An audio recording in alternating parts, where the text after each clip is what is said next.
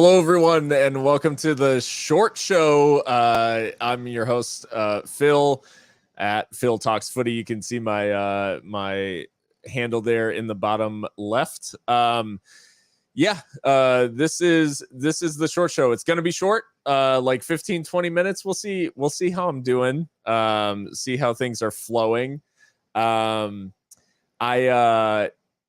I came into this, thinking, hey, we've talked a good bit of USL soccer midweek with the Tuesday episode, but we've got plenty to cover. There's always something going on in USL, and I wanted to start this out by revisiting maybe something, and as everybody gathers, as everybody enters the chat, feel free to drop your comments. Let's talk. Let's make it a dialogue. But I did want to talk about a couple of things that we I don't want to say we made this happen, but I wanted to talk about the fact that FC Tulsa and Rodrigo da Costa had their red card rescinded. And I'm not saying that I hold that kind of power. I'm not saying that I have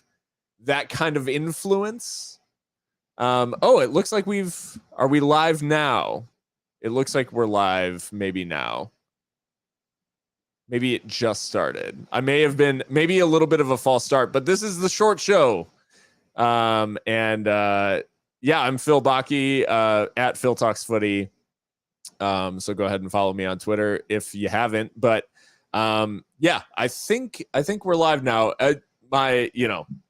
Our production team backstage is working on it. But I'm here to talk some USL. I'm excited to chat. So as you join in, jump in the comments. Let's talk some USL. I wanted to start out visiting just like the influence that the USL show has. And I'm not trying to brag here. I'm not trying to put myself on a pedestal in any way, but Rodrigo da Costa, FC Tulsa, back and red card rescinded. So huge decision. Obviously in the moment it was poor. The refereeing decision was poor. We talked about it on the USL show, that the fact that it was just a poor decision, shocking decision, and yet it's gone. They've wiped it out. They've made the right decision. Rodrigo da Costa will not be suspended for any FC Tulsa matches. So good to see that. Kaylor, my producer here, prompted me with a question. Can I confirm that I'm single-handedly taking over Detroit City?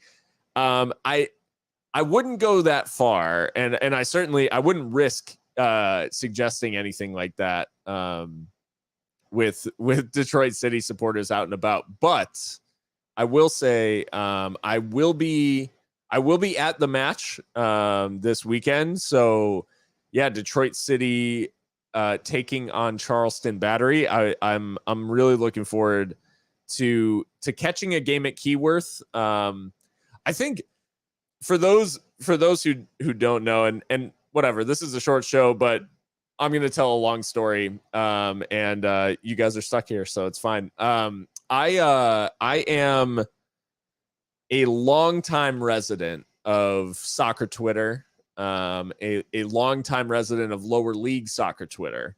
And if we're being honest, like Detroit City they've almost outlived their life expectancy in many ways. Like clubs at the amateur levels, or that are founded at the amateur levels of US soccer, they don't stick around for 10 years. Like you're lucky if they're around for 2-3 on average. And so I think there's something about Detroit City and the fact that they're an exemplary club in many ways, and they've survived. Like I said, long outlived their life expectancy as a club in lower division soccer in the US. But they have done things the right way. They've stuck around. They've not relied on anything particularly flashy, not really looking at clout. They are they're a club that is truly, they've built this following. Like they've built, and I know this is maybe controversial because they've gotten in trouble in maybe other ways. They've built a rabid fan base. They've built a fan base that is, I describe them as unapologetic. And that's, I think ultimately what we want teams in US soccer that are unapologetic, like that don't have to make excuses for why they do things a certain way or why they have a certain persona or anything like that. And so the supporters group, Northern Guard, like they get a lot of stick, they get a lot of hate, I guess, in many ways online, because they don't really try to be friends with everybody. Like they don't try to support other teams. They don't try to be like league people. They're just supporters of their club. And like, that's fine. Like, I really think that's fine. So anyways, they've built this rabid fan base. They've built from the ground up. They've had this groundswell of support. They've had this, the renovations to Keyworth Stadium that were completely community funded. $750,000 raised from the community to turn that stadium from, a high school stadium into something that they could call their own. And there's just so much to admire about Detroit City. And I know like it feels like a loaded club a little bit, but being in proximity to them now, I'm just excited to take in that match day atmosphere. Like I'm excited to see what Northern Guard is in person. I know a handful of them just from existing in the lower league soccer space on Twitter for a long time. You inevitably like come across Northern Guard because they have such a presence. But they've been nothing but kind to me. I know it's not a universal experience, but they've been nothing but kind to me.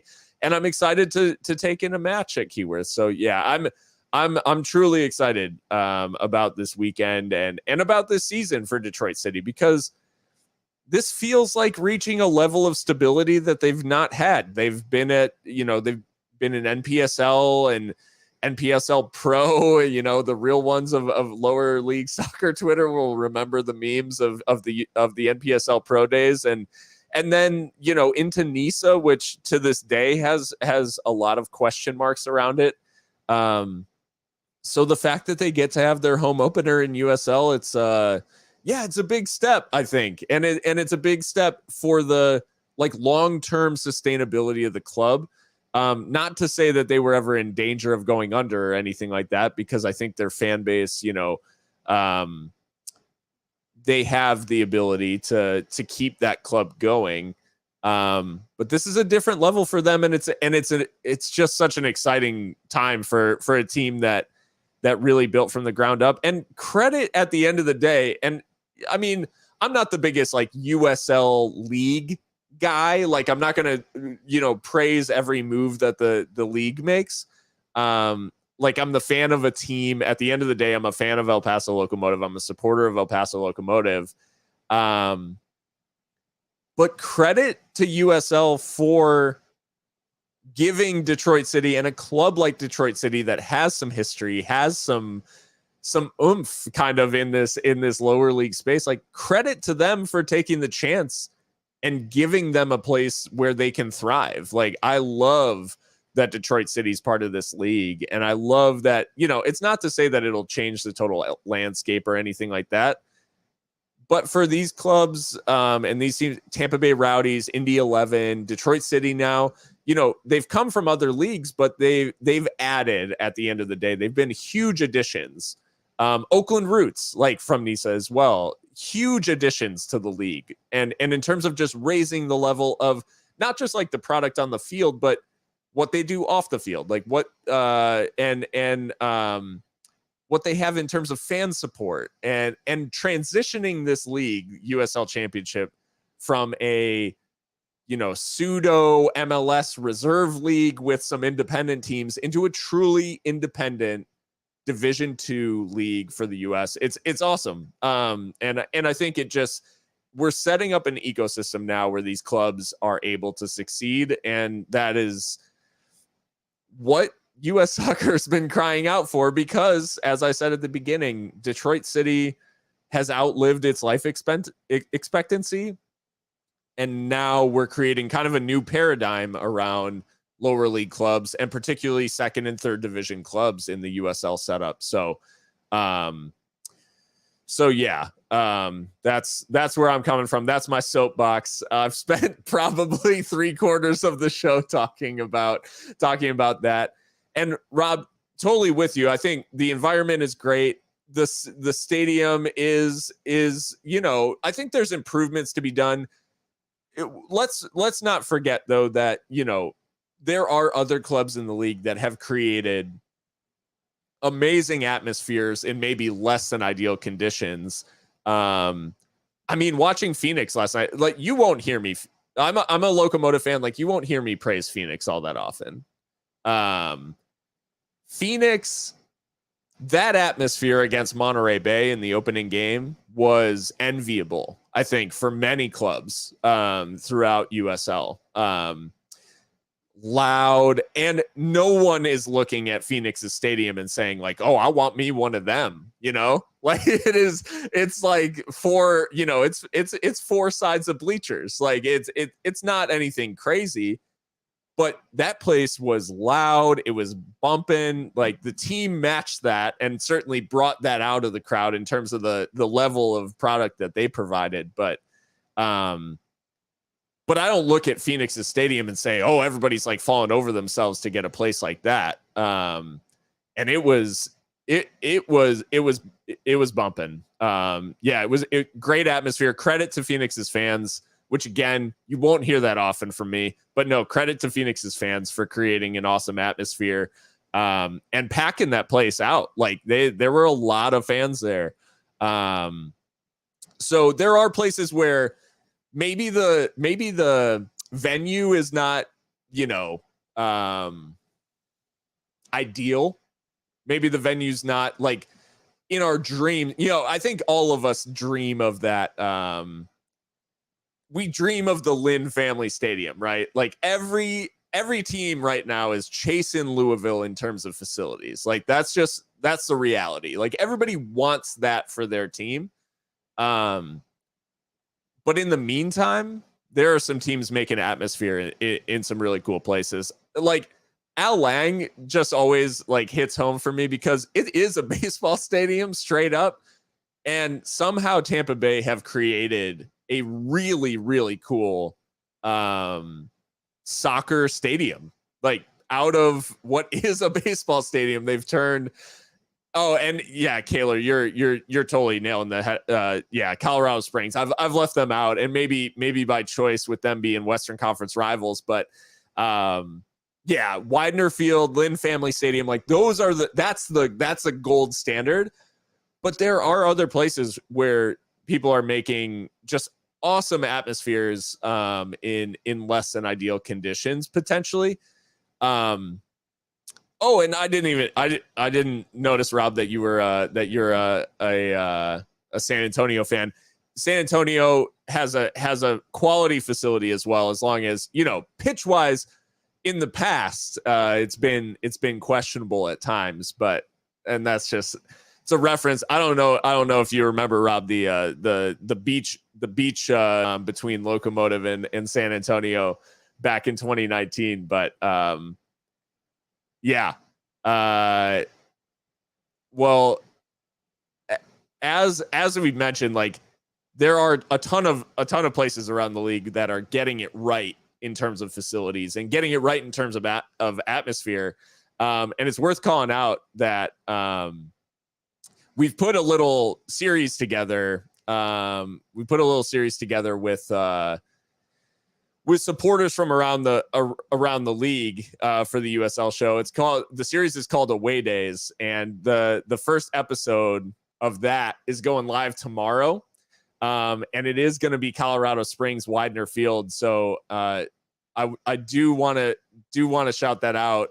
Keep an eye out for that, because I haven't seen the video myself, but Kaler swears by it. And if I know, like, we've played in the stadium before, El Paso Locomotive has, and I haven't been there myself, but it looks like a destination, to be honest.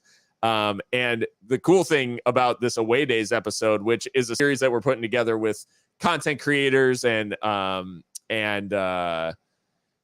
fans from all over the league, we're basically trying to go city by city and include things like match day experience and what to find in your town, where the supporters meet up, that sort of stuff. So anyone going to the city would know where to go. And in this one, we get a special full tour of Widener Field as well. So yeah, that is going to be great. And the other really cool thing about Colorado Springs is the fact that, in addition to building a top tier facility, they've got a hell of a team to match it. And this is going to be a really exciting season for Colorado Springs. I'm really, like, as much as it pains me to say, as a fan of a Western Conference team, I think Colorado Springs is going to be a really, really tough place to go. Widener Field seems to have, I mean, obviously it literally sucks the air out of the opposition because they're at whatever elevation. But yeah, the trip to Colorado Springs is worth the price of admission. Colorado Springs is a great place to go anyways, but the team now, huge. Yeah. Jeff Caldwell is the most underrated part of the team, probably, for sure. And yeah, Colorado Springs now a destination, not just because Colorado Springs is a cool town, not just because Widener Field is a fantastic facility, but also because that team is going to be really, really good. And yeah, Rob, it's going to be crazy. I mean, and I don't need a second invitation to talk about El Paso Locomotive for sure, but I think, like, it's a good example of how tough the West is going to be, in that El Paso Locomotive played maybe one of the best attacking games of the season that you'll see, highest XG in the league, lost 3-1. That's the margin. Like, the West is going to be crazy in that way, where there are going to be a lot of good teams that lose some close games. And maybe Kaler's right. Like, maybe this league is just primed right now. We've had a handful of the two teams, like, already make their exodus. Obviously, a few sticking around, but these independent clubs are not screwing around. Like, there aren't many teams that are just, like, being carried through this league season, or being kind of like, no, yeah, they're making up the numbers. Like, these both conferences are looking rough. Like, it's gonna be a battle across this whole season. I'm super excited for it. It's going to be a battle this weekend up at Keyworth. Your guys' teams are going to face a battle. The cool thing about this weekend is that, yeah, Kayla, yeah, it is truly, truly deep in both conferences. Like, both conferences are going to have crazy playoff races, I think. And it's worth, like,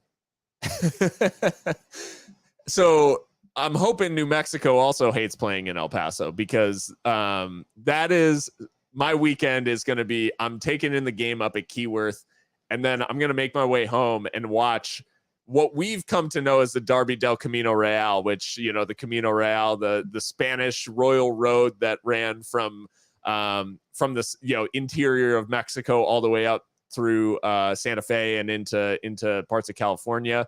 Well, it happened to roll through Albuquerque and El Paso. So the Derby del Camino Real will be, for me, one of the marquee matchups of the weekend. And I think it's on actual ESPN too. I think it's on Real TV, if that's not mistaken. So yeah, it huge matchup. I'm hoping that New Mexico find El Paso to be a rough place to be. I will say that I expect Southwest University Park, which baseball stadium or not, that place when it is full, which is often with Locomotive in town, when that place is full, it can be loud, real loud. I think back to the actually Sacramento Republic playoff game in El Paso in season 1, 2019. And that place was crazy. Like I still remember when the third goal was scored, Sebastian Velasquez went on this crazy like celebration down the past the dugouts and everything, and that place was up for grabs. So I'm hoping for a similar atmosphere this weekend, but New Mexico will certainly have a say about it as we go. But as we get to towards the end of the short show, I don't want to make the short show go too long.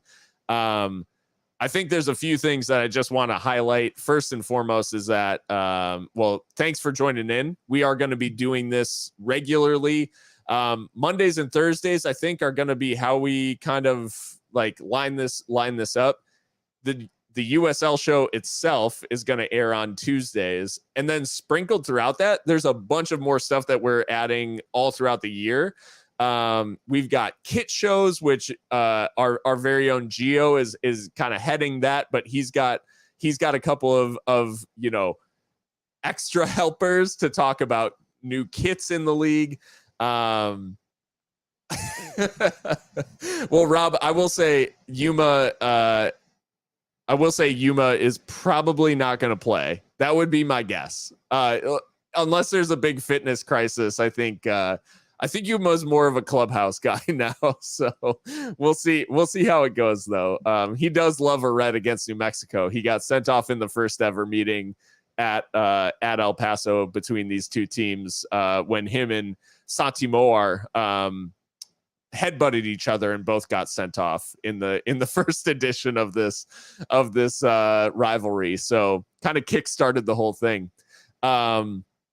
Last couple of plugs. It is as I said, Away Days. The first episode of Away Days will drop tomorrow, and these are made like by supporters just as ourselves, but by super talented content creators too. So like the video is quality. I can vouch for it. Kaler's vouched for it. So I'm excited to see this new episode of Away Days, and for that series to get kicked off, because there's plenty of cities in USL that I don't know a ton about. And I know from living in El Paso, there are folks across the league who don't know what El Paso is about either.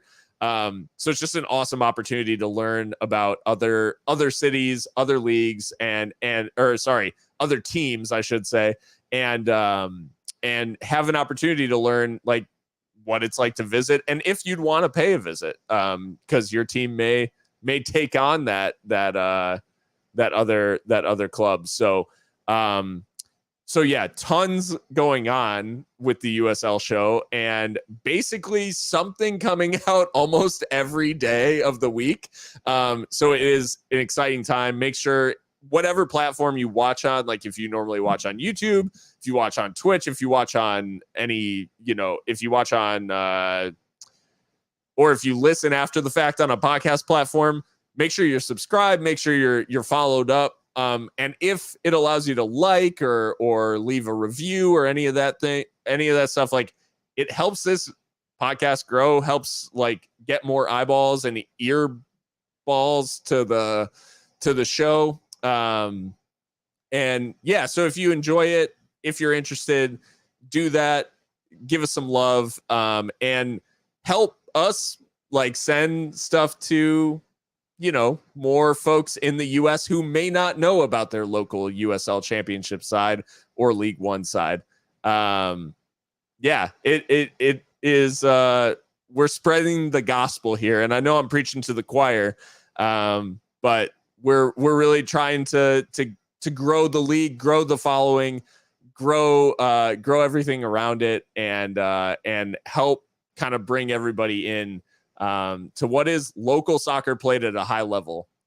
So anyways, guys, that is about it from me. I'm gonna have Kaylor do his magic in the background to produce me out. But this has been the Short Show. I'm Phil Talks Footy. Follow me on Twitter. Follow the USL Show. And let's make this a great season of USL Championship Soccer. Thank you for watching another episode of the USL Show. This and every episode is brought to you by the Beautiful Game Network. Find podcasts and other written work at bgn.fm.